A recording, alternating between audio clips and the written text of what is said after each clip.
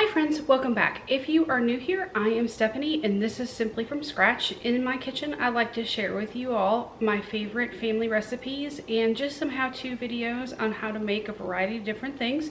In this video, you are going to see our pantry challenge dinners and a lunch. And of course, a lot of our dinners had leftovers, so we were able to use those for lunch as well. So let's get into that video and let me show you what I put together for my family.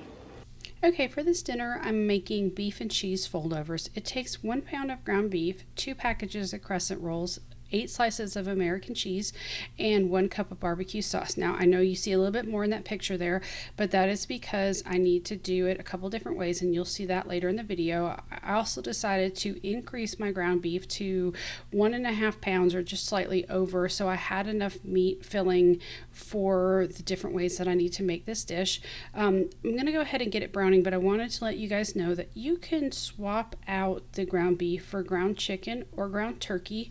Also, if you are vegetarian and or just like tofu, you can use that as well. But I'm going to go ahead and get this browning, and then we're going to start putting this together.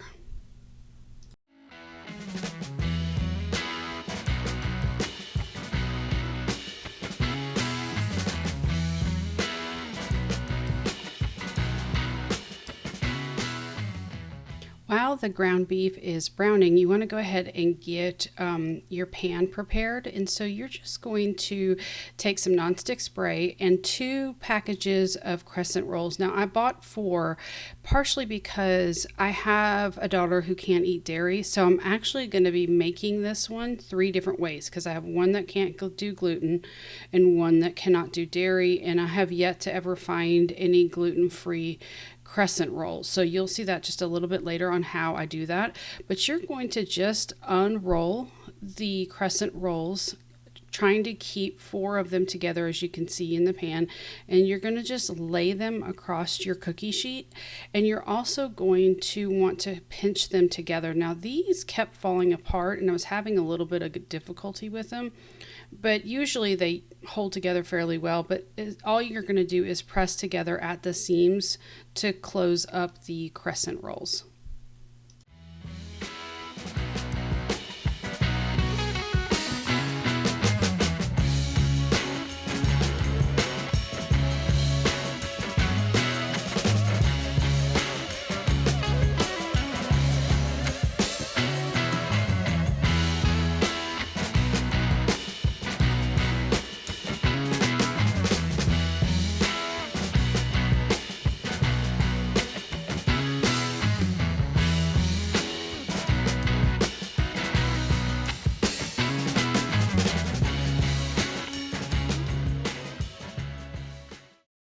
Now that my Crescent Rolls are pressed out, I'm going to finish browning my ground beef. Once your meat is browned, then you want to go ahead and get it drained. It's up to you how you want to do that. I typically just do the paper towel method, as it makes it just a touch easier, and then I don't have to dirty another dish. And then once the meat is drained, you're going to add at least 1 cup of barbecue sauce. Now, the original recipe called for 1 pound of ground beef and 1 cup of barbecue sauce. However, I'm using 1.5 cups, and I am actually not even measuring it. I'm just going to go ahead and add it in there. And what I'm looking for is enough barbecue sauce to coat the meat. And so I am just using Sweet Baby Ray's. You can use any brand that you like as long as it's a thick sauce. You don't want the vinegar based sauce. You will want a thicker barbecue sauce, but any brand will do, or any flavor. If you want to change it up, we just happen to like Sweet Baby Ray's, or we'll buy the Aldi's version of Sweet Baby Ray's. It tastes almost identical, so that works too. It's just kind of whatever I find when it's on sale. And so you're going to give this a good stir. And as you can see, it's not fully coated just yet. And I went to go grab another bottle of barbecue sauce to add more to it because that one was now empty. And so you'll see here in just a moment exactly what you're looking for.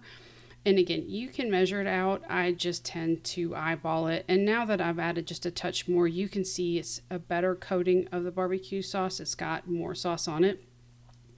You don't want a heavy sauce, but you do want everything coated, and you'll see why here in just a moment. Now that the ground beef is ready, I'm going to go ahead and prepare the dairy-free rolls as well. These crescent rolls, none of them had dairy in it. Most do not, unless they say they are butter crescent rolls. So this is a great option for our daughter who doesn't eat dairy. And so, and I'm also going to be doing a gluten-free version as well. And some may ask why I don't just make everything gluten-free and dairy-free. And I will say that our daughter that has celiacs doesn't want me to do that. She doesn't want everyone else to go without just because she can't have it. And I am so used to doing things in multiple stages or different types for everybody that it really becomes not a big deal any longer. In the beginning, it was a little challenging, but now I'm so used to it that it's just really not a big deal. And so I will make a gluten-free version, I will make a dairy-free version, and then I'll make a regular one. It's just what works in our kitchen. And so for the gluten-free, I just use this Cannon Bakehouse bread. It is what we have found that my daughter loves the best, tastes the most like regular bread, and I have yet to find a gluten-free crescent roll out there. Maybe it exists, but it's not in our area. And so this was just an option for her to be able to enjoy it, because again, she grew up having this where while her sister was little, she wouldn't really remember this dish. She was probably only 2 or 3 years old when she had it, but my oldest daughter does remember it, and so I wanted her to be able to have it as well. So I put on the ground beef, and I'm just topping it with regular American cheese, and then I'm moving on to the dairy-free version. I'm just taking some of the meat and putting it into the center, and then I'm going to be topping it with her dairy-free cheese.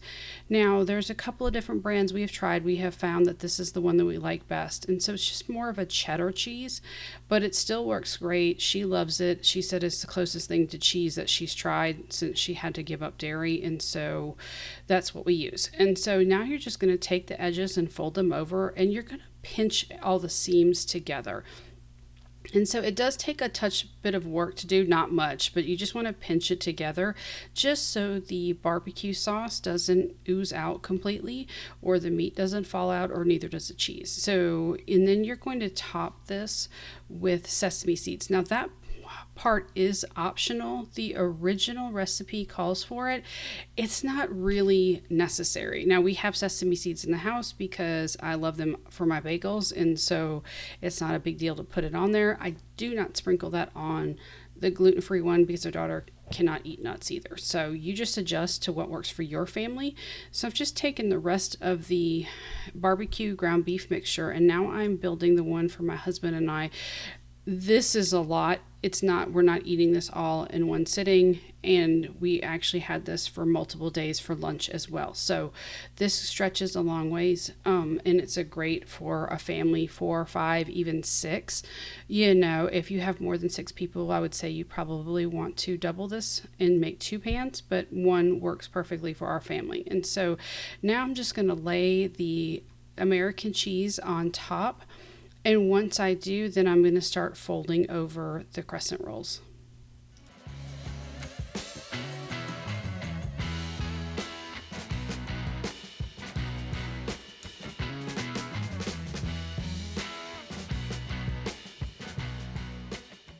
Now I'm putting on the last slice of American cheese, and it is going to take 8 slices to cover it all.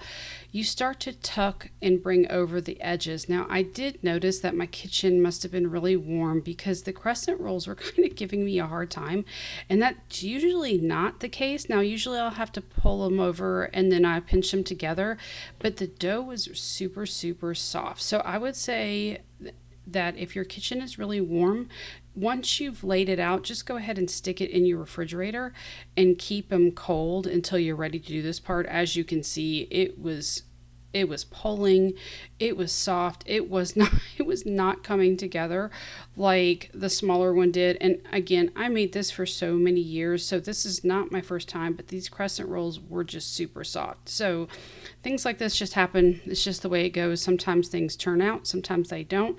So I'm just doing my best to kind of try to pinch everything together and cover the gaps that I could find. I just pulled some off just to cover the back of it too. And quite honestly, if some of it comes out a little bit, it's okay. It doesn't change the taste. It doesn't hurt it at all. It just, again, this is just for family, so my family doesn't care what it looks like in the tail end. So it looks a little rough, but it wound up turning out so good. We enjoyed it. And again, I haven't made this in so long, but there is the dairy-free version out of the oven. This is the regular one, and as you can see, it pretty much held together. It's not the prettiest thing in the world, but it worked. And then that is the gluten-free version that my daughter got to enjoy. And so this was a wonderful dinner and gave us lots of leftovers. My youngest said that she loved it. It was like eating a barbecue cheeseburger is what it reminded her of. And so that's the inside. So hopefully you guys will like that if you give it a try, but it's really, really good. And it's so filling, and it's just an easy one to put together. So now I'm going to move on to a lunch that I created. I am making a chipotle ranch. So I'm just taking some of my homemade ranch. You can see that in another video of my chicken wing video is when I show you guys how I make my homemade ranch and blue cheese dressings. So I'm just taking a little bit of it out, just enough for my salad, and I'm going to put in some chipotle pepper. Now you can actually do it in the powdered form. You can do it in the chipotles in a can that are chopped up. It's really kind of however you want to do it. This was just easy. While I have chipotles in the house, I did not have an open jar, and so I didn't feel like opening it just to make a little bit of salad dressing for my salad. Now, I tend to like my dressings more on the thick side. If you make the dressing, you can add milk or buttermilk to it to thin it out. Just kind of your personal preference on what you want to do. And now I'm just going to get my salad prepped. I've got lettuce, I've got carrot, I've got cheese. I even top it with some tortilla strips, and then I'm also going to cook up some steak that I found. And this again is a pantry challenge, so this is just what I had in my house. Nothing super fancy, but it was really, really good, and I really enjoyed it.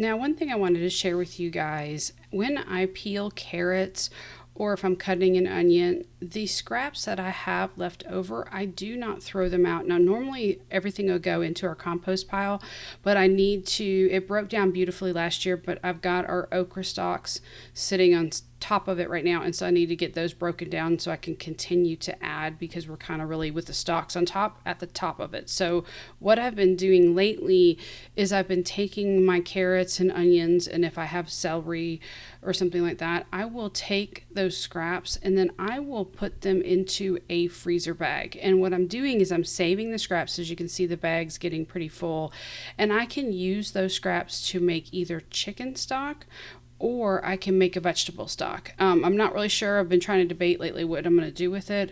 I will probably likely go chicken, but I may go vegetable. We'll just have to see. And so I just wanted to pop on real quick and let you guys know that's what that bag is about.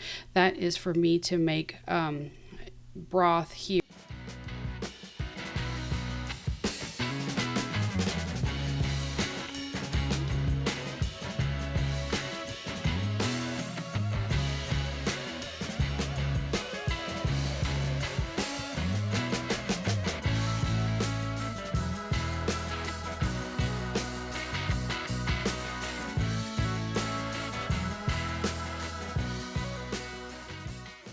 Now that I have my salad prep, I'm going to go ahead and cook up my steak. And I just wanted to show you guys the price. I found this on clearance at our local grocery store, and I couldn't believe the price. You can see it's a really bright red in color. It still looked really good. You don't ever want to buy meat that's brown in color. That means it's aging and it's not what you want. And so I put a little olive oil in my pan, and I've got Montreal steak seasoning for the steak. And I decided to go ahead and just cook all of it at one time, because then I could use the rest of it for the next day for lunch as well, which is just something that I like to do. Sometimes I'll do a lot of salads for lunch, just depending on what we have going on. And so you're just going to put a quick sear on your meat, or cook it to the temperature you're looking for. And so I like more of a medium steak, and so didn't quite get medium because it doesn't take long. It's kind of easy to cook it a little bit past its point, but you just want to go ahead and add your seasoning, sear it up, and then get it to how you like. And then what I will do too is I will let it cool just slightly, so that way I'm not putting a hot steak on my cold salad. I don't like wilted lettuce at all, just a personal preference. And so this was a quick, easy lunch that I really enjoyed. And I was able to do this again the next day.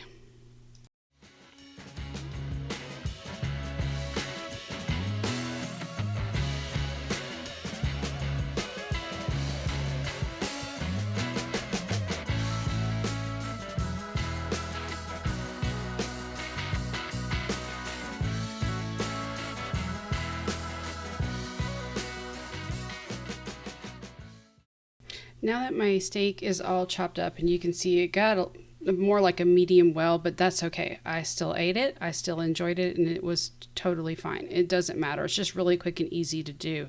And so once I get my dressing on, I'm going to be topping it with tortilla strips. I like to have just a little extra crunch into my salad, and these are my favorite. They work. They're just lightly salted.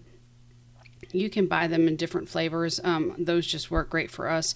And so I'm just going to toss everything together, and then I'm going to go enjoy my salad. And this was really good. It's a really quick, easy lunch that also uses up what we had in the house. So I didn't have to go buy anything special for it. Just making a salad means you can use whatever ingredients you have. It doesn't matter. And I only had a little bit of cheese, but that was still just enough for my salad, and I could enjoy this again the next day. And so you can just see the final product once I was all done putting it together, and it really was an excellent salad. The next dinner that I made for our pantry challenge is a Cajun dish I just kind of created. I don't really have a name for it. It has andouille sausage, potatoes, chicken, and corn, and then Cajun seasoning. So typically I will do this in a skillet on the stovetop. And this time I had some red potatoes I had bought at our local farmer's market, and I needed to use them up because we were heading out of town. And so I decided to just change it up and make this a sheet pan dinner instead. And so you could do it either way. It's really up to you, but I just cut my red potatoes into cubes. And one thing I've noticed, and I don't do a lot of sheet pan dinners. I do some, but not a lot. I've noticed when I watch others do it, I'm always concerned about whether or not a potato is cooked all the way through, or if something is overcooked, because they put everything on the sheet pan at one time and put it into the oven. And so I decided to do it a little differently just to test it out. And after I was done putting my potatoes on the pan, I'm just going to cover them with some olive oil, salt, and then just a little bit of Cajun seasoning as well, or maybe a little bit of a lot. That's a little for us, but it might be a lot for other people. And then I started roasting these first. Now I roasted them in a 375 degree oven for 20 minutes while I prepped the rest of my meal. And so that is the andouille sausage we had. My daughter had taken some of it to make herself a lunch. And so I am just utilizing what's left. And so in order to make the sausage stretch a little bit more, I decided to cut it in half and then cut it into bite-sized pieces. And so it's really up to you. If you do not have andouille sausage and you just have a regular sausage, a smoked sausage, you can use that as well. Or this could just simply be chicken, potatoes, carrots, or if you're vegetarian, just use whatever vegetables you have. What you're looking for is the Cajun seasoning to be on the entire dish. And so I'm going to go ahead and get this prepped, and then I'm going to move on to my chicken.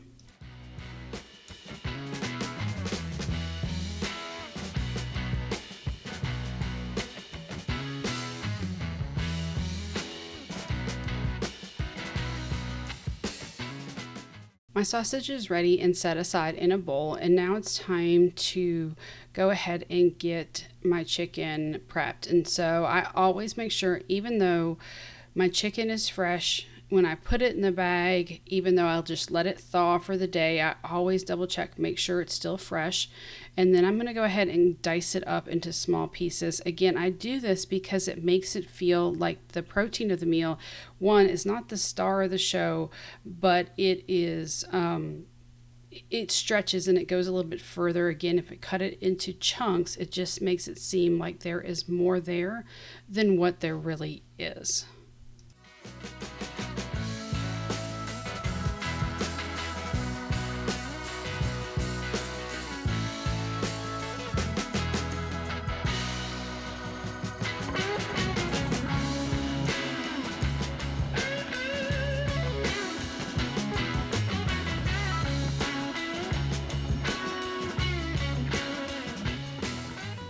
My area is all bleached down and cleaned up because you don't want any cross contamination. So you always want to make sure that when you're dealing with raw chicken, that you clean your knife, your cutting board, your countertops in between the steps that you do to put this dish together to ensure that there is no cross contamination. So I'm just going to pour probably about 3 or 4 tablespoons of olive oil onto my chicken, and then I'm going to coat it with the Cajun seasoning. And again, you can use as little or as much as you would like. Now, I try not to go too heavy on it, just because our one daughter just can't handle spice. I couldn't figure out where the salt was on the container. Sorry, you guys. And just add a little bit of salt. You don't want to add a ton, because a lot of the flavor is coming from the Cajun seasoning, but the salt will help enhance that flavor. But again, you don't want it too salty because everything is about to go onto the same pan. And this is just prep work while my potatoes are starting to cook in the oven, because I know that there's no way potatoes and chicken are going to cook at the same time, and they're going to be done where your chicken will be done. And if you leave it in while waiting on the potatoes, your chicken is going to dry out. This is why I wanted to do this one just a little bit different versus putting everything onto a sheet pan at the same time. So now my chicken is marinated and coated, and now I'm going to go ahead and get the potatoes out of the oven. And as you can see, I will check them with a knife just to see if they are soft yet. Now, when I do this in a skillet, the potatoes will get really crispy. Now, I could have left them in the oven a touch longer to make them crispier, but this was getting kind of later in the evening for us, and it's a little bit later than we would normally eat dinner, and so we were having a really busy day, and so I just wanted to go ahead and just get this done. It still worked out great. The potatoes were all done. They were not raw at all. They just weren't as crispy as they could have been had I left them in there a touch longer, or if I had done this on the stovetop. And so now I'm getting ready to add in my chicken and then my sausage. And so I'm just going to put the chicken on one side of the pan and get it spread out. And then I'm going to put the sausage in the center of the pan, and then just go ahead and top everything with the can of corn. Now you want to obviously make sure that you drain the corn and get the liquid out, because you're going to have enough liquid in this that's going to come from the chicken juice as it's cooking. And so just line your pan with what you have, and if you don't have the sausage, then just put the chicken on there and good. You can change out the vegetables. You can not do the corn and add in onions and peppers. It's really up to you. This is just how I created the dish one day based on what we had in the house, and it became a family favorite. And so I've just continued to do it this way. Now I will put the corn on top because you don't want the corn to cook at the bottom of the pan and then it get dried out. And so this is why I do sprinkle the corn on top of this dish. Now that I've added my corn, I'm just sprinkling on just a touch of Cajun seasoning to the corn. It's not really to add it to anything else, just to sprinkle a little bit on the corn. And now I'm going to put it back in my 375-degree oven for about 20 minutes or until the chicken reaches the internal temperature of 165 degrees. And now that it's done, you can do a couple of things. You can just leave it as is and let people come and take what they want, or you can stir it together. And the reason why I kind of mixed it all together is because that is how my family is used to me serving it when I do it on the stove top. So I thought I would just mix it together. And then that way it's a little bit more familiar to them when I serve it to them, because this is the first time that I've done it as a sheet pan dinner. And like I said, it worked out really well. The only difference is the potatoes were crispier doing it on the stove top than they are in the oven.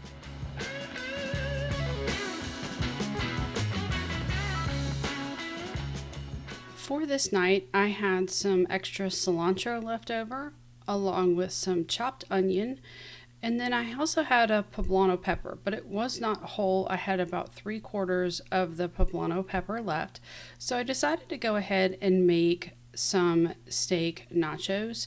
When I made this meal, football was still going on, and so this was again before we left for our Atlanta trip, so it was still in January, and so it was a great meal to make while we were watching football. We kind of like to do that. We love to have various football foods, if you will, when we're watching football. And so things that are easy to snack on and enjoy is usually what I like to do, especially when the whole family is watching football. And so go ahead and get my peppers diced up. And then I'm adding in my onions to it as well, and then I'm just going to go ahead and set them aside. But this was a great way to utilize what we already had, already ready and chopped and just sitting in the house, because again, we were going to be heading out of town soon, and I didn't want anything to go to waste while we were gone or have to throw it out when we got back. And so now that those are chopped up, I'm just going ahead and getting my steaks out. And I just found these 2 New York strips at our local store. Now, I only buy steak if our local store has them on sale for a really good price, and then I can usually get like 2 of them for less than $10. And so that's a really good deal, because I can cut this really thin and I can get this trimmed up and I can feed our family of 4 for a little amount of money, and we can still enjoy something that we really like. Now, a lot of times what I'll do with those leftover trimmings is I will cook some of them up and give a little bit to our dog as a treat. Not all of it. He is a small dog. We do not want to make him sick, but it is just a little bit of a treat that he gets to enjoy. So I'm going to go ahead and get this sliced up and get this set aside so then I can continue to work on setting up our nachos. Now that the steak is all trimmed, I'm just adding in some Montreal steak seasoning to it. Sometimes I will also do this as a fajita nacho, and so I will just toss the steak in a fajita seasoning. You can choose whatever you like. It's up to you. And you can see I had just a little bit of cheese that was still shredded, and so that's not enough to do the nachos. So I'm going to go ahead and get some of this block of cheese shredded, so that way we will have enough to make nachos. And this dinner, I only have to do 1 pan separate for my daughter who has the dairy sensitivity, and so we will just use her cheese on her nachos. And then for the rest of us, because the rest of this dish is completely gluten-free, I don't have to worry about making multiple dishes like I did with the beef and cheese foldovers. Okay, now that I have all of my cheese shredded that I need for the night, I'm going to go ahead and get my pans set up. And I only have 2 separate pans for this dish. One is going to be because I need chips with dairy-free cheese on, and then the other will just have regular cheese. Because this entire dish is gluten-free, I don't have to worry about having 3 different types of nachos. Corn tortilla chips are or should always be gluten-free, and so it won't be an issue. Now I'm just topping the cheese on the chips, and I usually like to layer it on there so that way the cheese will melt in between the layers, so it's not just the top layer of chips that are going to get all of the cheese. And so it's just a little trick that I like to do to make sure that whoever is the last person to go to get their nachos will still be able to get some nachos with melted cheese on it. Now, we don't always do our nachos this way. Sometimes we'll just use the queso dip. This just changes it up. So that way when I make nachos, it's not the exact same thing every single time that I make nachos. And so it's just a nice little change. Sometimes I won't use cheddar. Sometimes I'll use Monterey Jack. Sometimes I'll use pepper jack. It really just depends on what we have in the house. And of course, with this being a pantry challenge, what I had was cheddar cheese. And so that's what I'm using. And once I get the cheese layered in between the chips, I go ahead and pop everything in the oven. And again, you're going to cook this at 350 degrees for approximately 5 to 10 minutes, or until the cheese is melted to what you're looking for. And then once that is done, you're just going to go ahead and top your nachos with what you've prepared. And of course, again, with these being steak nachos, I'm going to top them with the steak, with the onions and peppers, and then I have a variety of other toppings as well.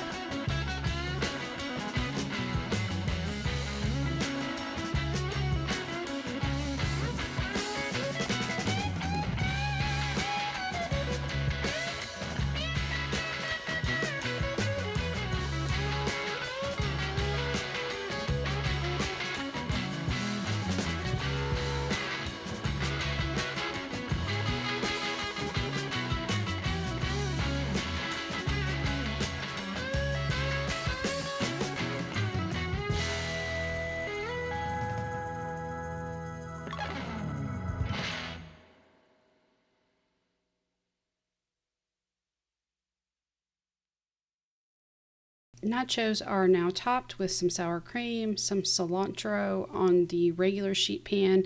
The other one has some taco sauce and some steak.